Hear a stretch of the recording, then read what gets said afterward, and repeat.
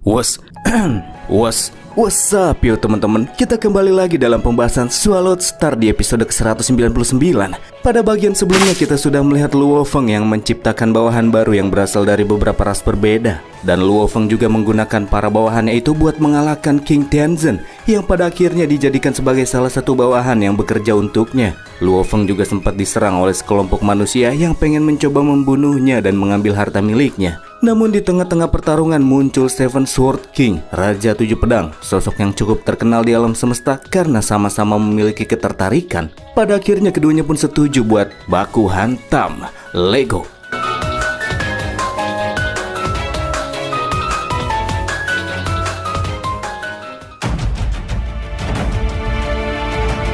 Gak pakai lama-lama, episode kali ini langsung dibuka dengan baku hantam. Sebagai serangan pembuka, Seven Sword King melakukan serangan terlebih dahulu, melepaskan serangan pedang terbang yang melepaskan energi kuat yang mampu menghancurkan sebuah planet medium. Dapat menghindarinya, Luo Feng Kun kemudian melakukan serangan balik kombinasi ekor dewa binatang dengan 8 Sealing Star untuk mencambuk lawan. Tapi serangan itu bisa dihalau dengan mudah oleh musuh yang balik counter attack. Mulai serius dan Seven Sword King kali ini menggunakan 4 pedang, hartanya yang punya energi warna berbeda untuk mendorong serangan Bang MC. Tapi tetap Bang MC kita bisa menghindarinya dengan kecepatannya yang super wush.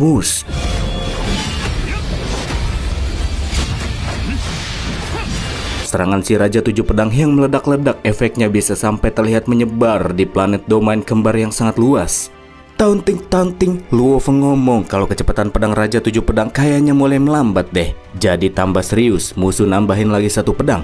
Jadi dalam pertarungan tersebut dia pakai 5 dari total 7 harta pedang yang dia miliki. Dan pertarungan pun berjalan seperti sebelumnya. Ketika Raja Tujuh Pedang memberikan serangan-serangan beratnya, Luo Feng yang menjaga jarak agak jauh dari posisi musuh dapat menghindar. Dia juga beberapa kali melakukan serangan balik. Hanya saja serangan jarak jauh Luo Feng langsung digagalkan di tengah jalan sama pihak lawan.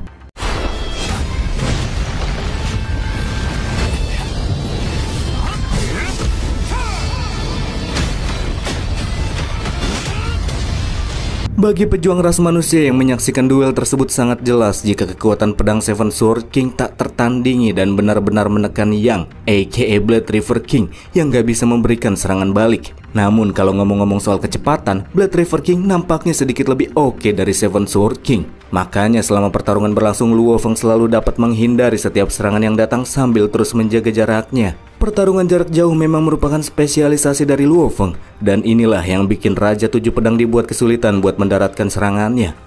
Dengan 8 Sealing Star yang sekarang Luo Feng gunakan, dia cuma bisa mempengaruhi sedikit kecepatan pedang lawan dan sama sekali tak memiliki kesempatan untuk melakukan serangan balik. Luo Feng sadar dengan tingkatan yang sekarang, dia masih belum sebanding sama musuh. Jadi ya, mending udahin aja duel di antara mereka. Dan Luo Feng ngakuin kehebatan Raja Tujuh Pedang sebagai penutup duel. Dia relain si monyet es yang nyerang Luo Feng malah melotot. Ya pelototin balik dan babat sekalian. Sambil mempersiapkan gerakan besar, Luo Feng ngomong, dengan kemampuannya yang gak seberapa itu, berani-beraninya si monyet es pengen nyuri hartanya, nyari mati. Cakar probek dewa binatang pun terlepaskan, membuat tubuh si monyet es hancur beberapa kali sebelum akhirnya meledak.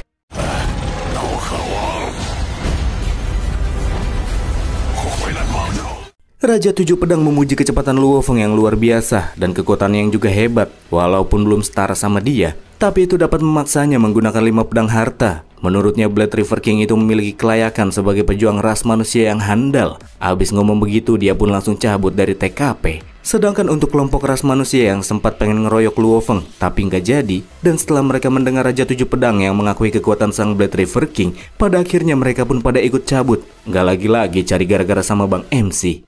Duel di antara Luo Feng dengan identitas Yang berhadapan dengan Raja Tujuh Pedang menyebar dengan cepat ke seluruh saluran manusia. Dari sinilah para pejuang manusia lain mulai mempertimbangkan buat melarikan diri kalau suatu waktu mereka bertemu sama sang Blood River King di tengah pertarungan. Kalau bikin marah dia, pasti mereka bakalan mati kayak si monyet es. Saking takutnya mereka sama Blood River King, bahkan ada statement yang mengatakan mendingan ketemu sama Seven Sword King daripada ketemu Blood River King. Anjas. Xing Huan, si ahli teleportasi, sedikit bangga. Dari awal dia sudah yakin kalau Yang itu bukan makhluk sembarangan. Kisah tentang Blood River King dengan cepat menyebar di medan perang luar angkasa. Tapi tak peduli seberapa hebohnya kabar tersebut, Bang Condet kini telah kembali menggunakan identitas Luo Feng dan lanjut melakukan latihan dengan tenang. Singkatnya, setelah latihan yang cukup, Luo Feng kemudian menantang Tong Tian Mountain di tingkat World Master di alam semesta virtual yang mengharuskannya untuk mengalahkan 3 penjaga di sana. Setelah melewatinya, Luo Feng bisa bergabung dengan aliansi manusia dengan menggunakan identitas Luo Feng. Setelah melewati tantangan Tong Tian Mountain, Bang MC kemudian menaklukkan Tong Tian Bridge yang biasa gue sebut sebagai jembatan langit. Luo Feng kini sedang berada di lantai 20. Konon katanya bagi mereka yang bisa melewati lantai 20, maka pemahaman seseorang tentang kekuatan hukum akan setara sama sosok Invisible King. Luo Feng penasaran apakah dia mampu melewatinya dengan tubuh fisiknya yang sekarang masih berada di level World Master dan berhadapan langsung melawan cerminan dirinya yang biasanya lebih kuat. Kita kemudian akan dialihkan ke sebuah lobi. Rekan-rekan jenius batch Luo Feng saat itu lagi pada mantau peringkat jembatan langit. Seperti Ai Chen yang kagum sama Luo Feng yang hilang ribuan tahun, tapi pas muncul dia langsung sampai di jembatan langit lantai 20. Dan posisinya kini sama dengan gurunya sendiri. Di bawahnya ada Bolan. Rongjun yang udah masuk ke alam semesta rahasia dan berlatih keras sempat mikir kalau dia bisa melampaui Luo Feng, tapi ternyata dia malah ketinggalan lebih jauh. Di saat itulah Bolan ngeluarin kata-kata bijak, ngomong kalau mereka nggak perlu bandingin diri sendiri sama orang lain, tapi bandingkanlah dengan dirimu sendiri di hari kemarin dan usaha keras yang kau lakukan untuk dirimu. Dan mereka pun pada bersulang. Sekarang Luo Feng sudah memenuhi syarat menjadi bagian dari keanggotaan aliansi manusia dengan identitas aslinya. Babata menyampaikan jika Tuan Guru Lord Primal Chaos City juga memberikan peringatan melalui email, di mana Luo Feng diminta untuk jangan mengungkapkan kepada dunia luar bahwa dirinya merupakan Blade River King. Luo Feng paham dengan nasihat yang diberikan sama gurunya, sebab jika identitas Blade River King terbongkar, maka kemungkinan besar Luo Feng akan dijadikan sebagai ancaman besar oleh ras asing. Dan para ras asing akan berusaha menargetkan Luo Feng, berapapun harganya asalkan bisa membunuhnya. Di lain hal, sebelumnya Tuan Guru Zhou Sanke juga sempat memberitahukan Luo Feng titik koordinat dari 3 lokasi plat logam yang mesti dia kumpulin, dan salah satunya bisa didatengin di saat Luo Feng masih di tingkat World Master. Untuk bisa terbebaskan dari serangan para ras asing, Luo Feng sangat membutuhkan ketika pecahan plat logam tersebut. Memang sangat perlu, tapi untuk sekarang Luo Feng pengen kembali dulu ke kampung halamannya yang udah lama gak dia injek, bumi. Abis ngasih kabar ke bininya, Luo Feng pun langsung berangkat pulang.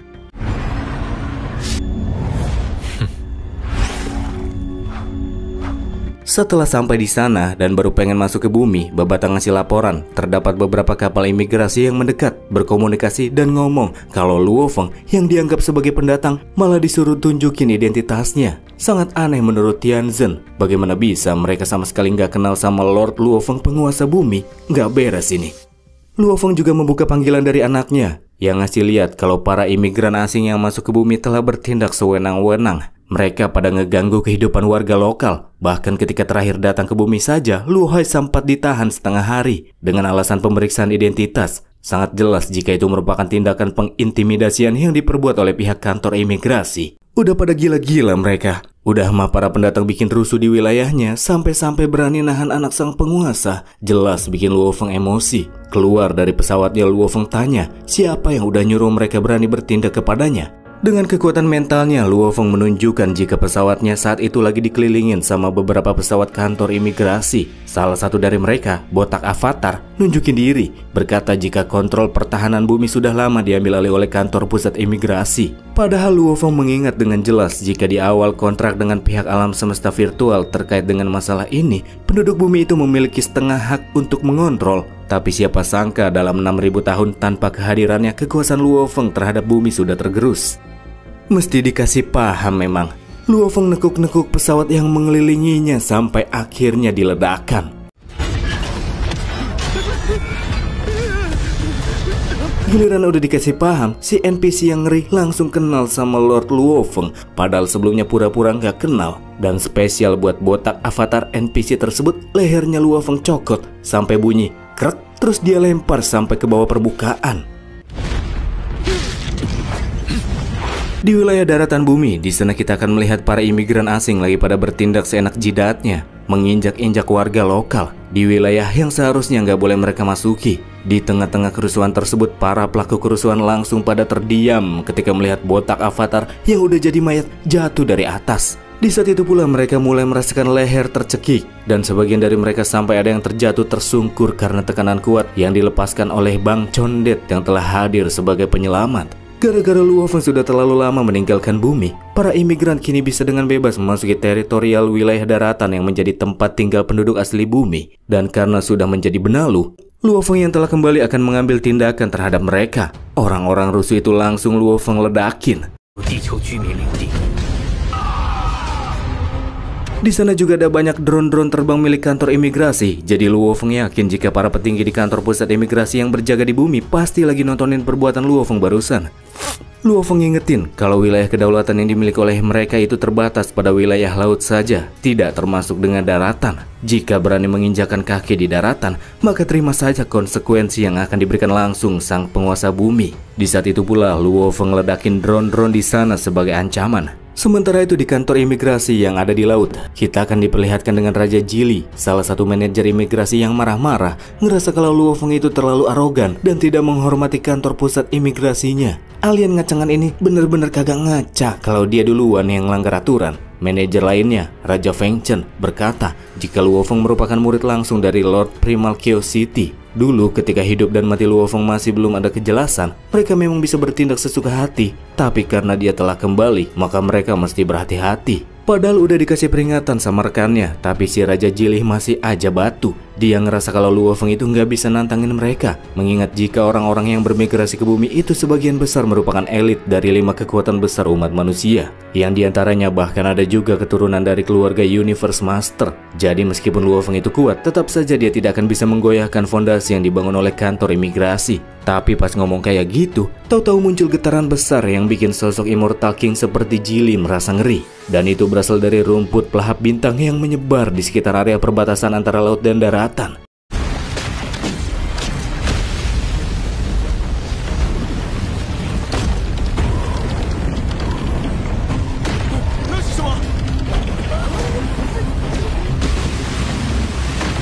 Ketika melakukan pengecekan di luar, Feng Chen dan Jili mendapati kekuatan mengerikan tersebut berasal dari rumput pelahap bintang tingkat immortal, yang diyakini kekuatannya bahkan tidak kalah kuat dari sosok pejuang yang telah mencapai level batas king. Di saat yang sama, Luo Feng memberikan pengumuman kepada seluruh makhluk yang ada di bumi, jika semua imigran asing dan penduduk bumi dilarang untuk memasuki teritori satu sama lain. Dan bagi mereka yang masih berada di wilayah pihak lain diminta untuk segera pergi dalam waktu 12 jam, karena bagi siapapun yang melanggar aturan tersebut, mereka bakalan langsung dibunuh.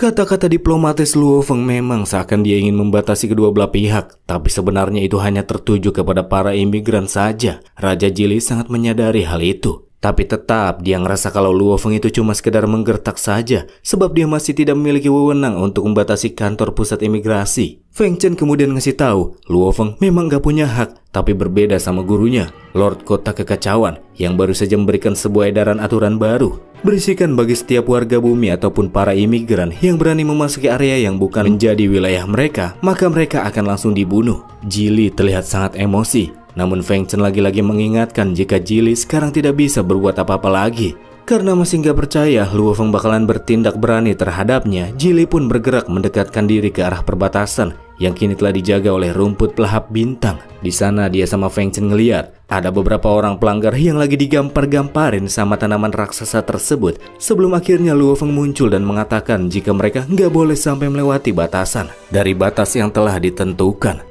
Karena jika tidak, maka nasib keduanya bakalan berakhir seperti para pelanggar yang udah Luo Feng tangkap dan Luo Feng habisi saat itu juga. Sekalipun Jili dan Feng Chen yang merupakan petinggi dari kantor pusat imigrasi, jika mereka melanggar aturan yang telah ditetapkan, maka keduanya bakalan dibabat. Pas Jili ngebacot, Luo Feng langsung ngasih pilihan. Pengen mati dengan tubuhnya diremukan oleh rumput pelahap bintang atau mati di bawah kekuatan para pengikutnya. Itu akan segera terjadi jika si kedua manajer itu nggak segera pergi dari sana. Feng Chen yang sungkem dan minta maaf langsung pergi tanpa berlama-lama. Begitupun dengan Jili yang kesel tapi ikut pergi karena nggak mau mati. Diikuti dengan para imigran yang lain yang lagi enak-enak menindas warga lokal juga akhirnya pergi dan menjauh dari wilayah daratan.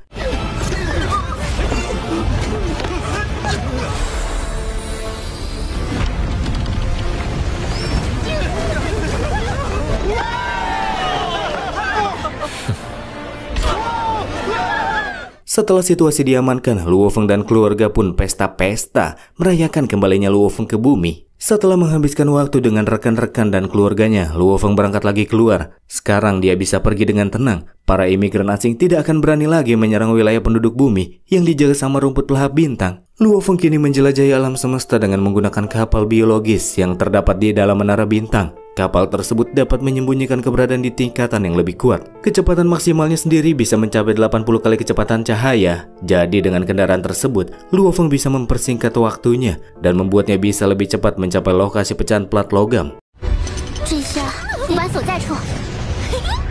Babata terlihat lesu, karena mulai dari sini maka mereka nggak perlu lagi menggunakan pesawat bintang meteorit buat menjelajahi alam semesta. Memang itu benar, tapi tenang saja Babata, karena Luo Feng takkan pernah melupakan hutang budi dari warisan yang pernah diberikan oleh guru Huyanbo. Terlebih, dengan warisan serta berbagai harta berharga yang sekarang Luo Feng miliki, dia bisa dengan lebih pede buat balesin dendam Huyanbo. Sementara ini Luo Feng akan menunda pencarian plat logam hitam dan pengen lebih dulu balesin dendam kematian Huyanbo. Makanya Luo Feng tanya kepada Babata siapa yang sudah membunuh tuan guru di masa lalu. BTW, dulu Huyanbo pas mati, dia ada di level Immortal Marquis. Jadi Luo Feng yang sekarang bisa dikatakan udah lebih kuat dari dia, meskipun Luo Feng World Master.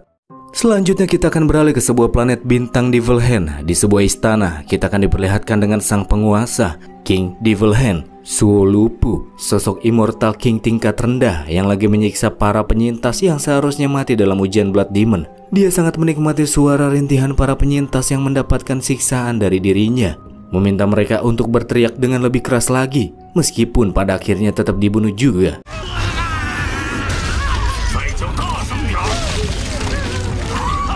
Pas lagi tertawa bahagia atas tindakan kejinya, tiba-tiba tekanan dan kekuatan mengerikan pun muncul, membuat para penjaga bahkan si Raja Tangan Iblis berlutut, sementara para penyintas yang gak kena efeknya langsung pada kabur dari sana. Dan pelakunya siapa lagi kalau bukan Bang MC kita. Penyerangan yang Luo Feng lakukan sampai bikin si Tangan Iblis bingung. Padahal mereka nggak pernah bertemu sebelumnya dan nggak punya masalah pribadi. Terus kenapa Luo Feng datang sambil membawa niat membunuh yang begitu besar? Dan ya, itu karena dia merupakan orang yang dahulu di masa lalu telah membunuh Huyanbo. Apalagi kalau bukan itu kan?